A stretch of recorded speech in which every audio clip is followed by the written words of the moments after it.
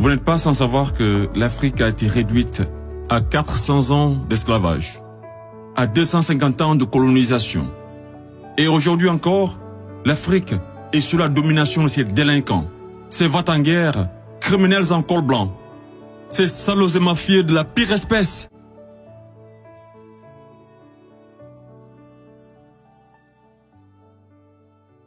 Monsieur le Président, Mesdames, Messieurs les jurés, permettez-moi à l'entame de mon propos de vous faire le récit d'une histoire, celle de la toute première reine de ce monde. Une reine d'une beauté légendaire, au cœur pur et généreux, à qui la nature avait fait don de richesses inestimables. Ses enfants étaient nombreux, de vrais génies qui firent la découverte des mathématiques, inventèrent l'écriture, l'art, la médecine, l'architecture et tant d'autres sciences qui ont tracé les prémices du futur. Ils vivaient tous libres et épanouis, jusqu'au jour où la malédiction frappa la reine de plein fouet. L'ange de la mort venait de guider une vieille dame venue des contrées lointaines, dévastées par la sécheresse, qui fut pendant très longtemps à la recherche d'une île autrefois appelée Eldorado. Elle parvint enfin à déposer ses valises aux portes de cette île aux multiples trésors cachés, accompagnée de ses enfants les plus assoiffés, puis songea à construire un cheval de Troie qui sera offert en signe d'amitié, et lui fit don également de nombreux présents, parmi lesquels une boîte de Pandore. Le malheur s'empara alors de ce gigantesque royaume, entraînant la chute de sa reine, la mort de certains, et l'exil d'autres des plus valeureux. Ce fut l'effondrement d'une civilisation qui aura duré des décennies, une histoire plagiée et falsifiée. Fin de l'histoire. Monsieur le Président, je mesure combien il est difficile pour un jeune avocat d'Afrique, sans aucune expérience et qui n'a nulle connaissance des affaires géopolitiques, de plaider pour la mère Afrique contre l'une des mafias les plus dangereuses au monde, la France-Afrique.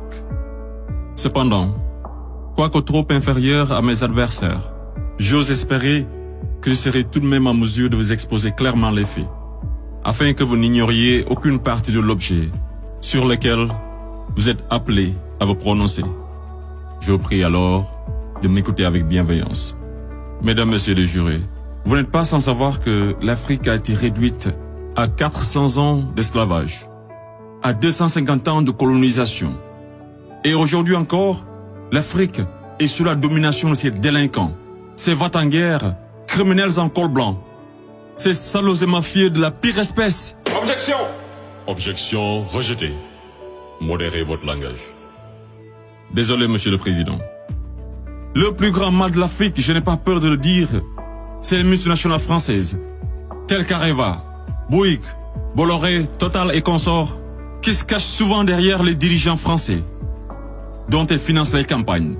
Et en contrepartie, ces derniers sont tenus de mettre la pression sur certains dirigeants africains, qui, de peur de finir comme un Thomas Sankara, ou un Sylvanus Olympio, ou encore un Muammar Kadhafi, pour ne citer que cela, se voient contraints de leur accorder le plus gros marché, sans passer par aucun appel d'offres, sans oublier toutes les mallettes d'argent qui sont envoyées en direction de l'Élysée, pendant que les pauvres Africains crèvent de faim dans les quartiers délabrés.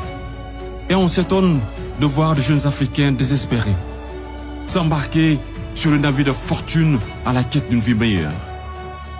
Et je vous assure qu'ils sont nombreux parmi ces jeunes à avoir tenté toutes les voies et moyens légaux, mais en vain.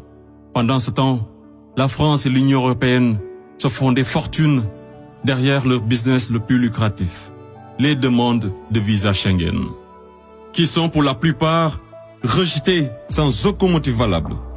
Monsieur le Président, avant que je n'oublie, permettez-moi de poser une question à la France-Afrique.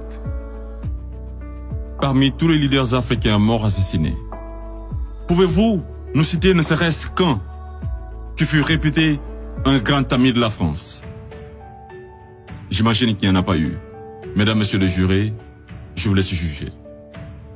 Monsieur le Président, j'accuse la France Afrique, de crimes contre l'humanité, de crimes d'agression, de crimes économiques et d'avoir été derrière des crimes de génocide.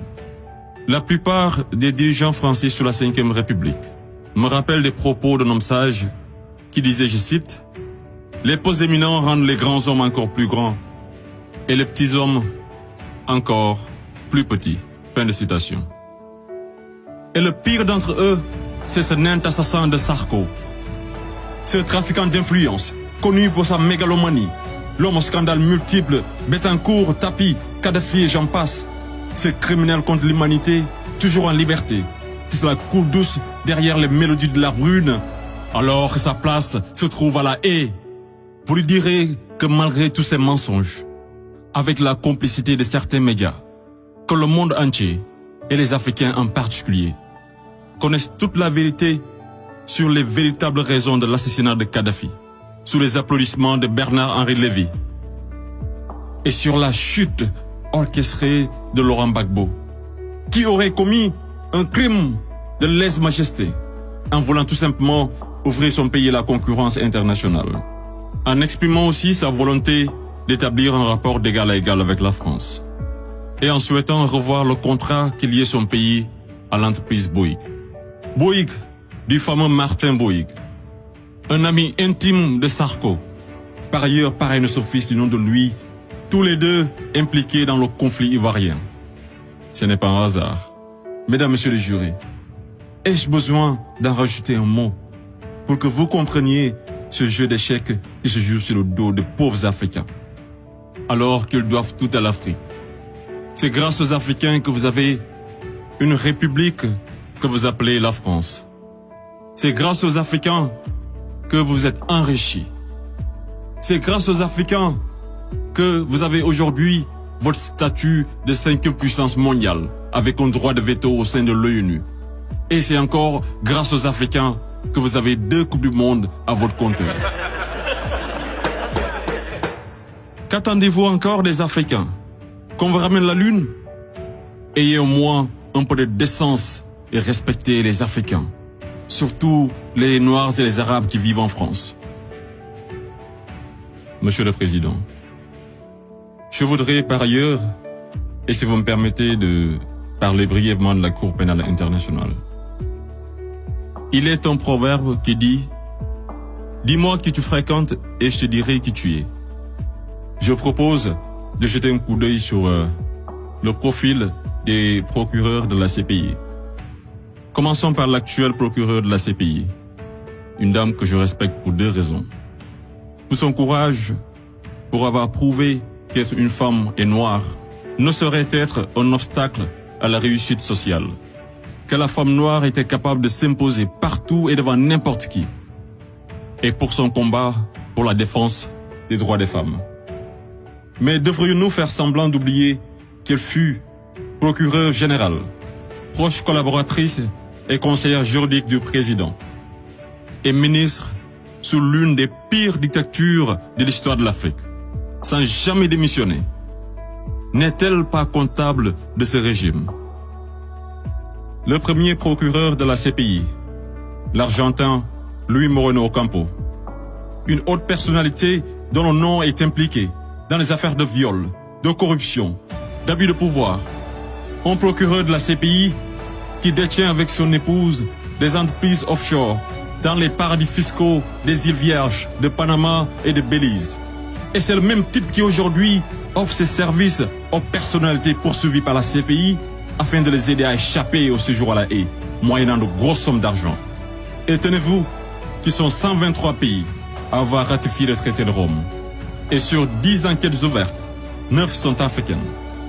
Je me pose la question à savoir, sommes-nous dans une cour pénale internationale ou africaine?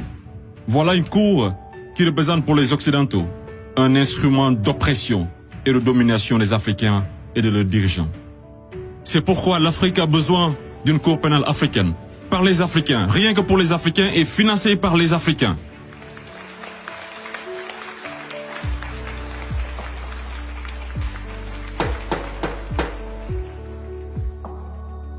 Monsieur le Président, je ne suis qu'un jeune ignorant qui ne prétend point détenir toute la vérité.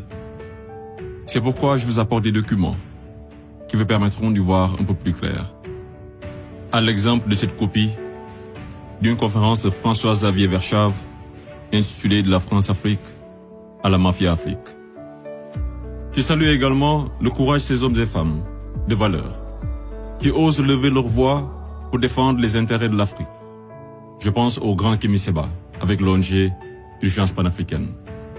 Je pense également à notre frère Claudie, à Fatou Diom, au grand Youssou N'Dour, à notre maman Angélique Kidjo et d'autres artistes des plus engagés comme Alpha Blondy et Teken Diafa Koli, pour ne citer que cela. Sans oublier toutes ces personnalités qui œuvrent pour la promotion des jeunes et des femmes, à l'égard du docteur Anta Sané et bien d'autres femmes de valeur. Monsieur le Président, loin de moi l'idée de proliférer des menaces. Mais si par malheur, la France-Afrique est aujourd'hui acquittée, sachez que la jeunesse africaine l'obligera à quitter. Elle se mobilisera davantage et réunira toutes ses forces vives, hommes et femmes de valeur, sans exception d'âge, intellectuels, sportifs de haut niveau, artistes de renommée internationale et sympathisants de l'Afrique.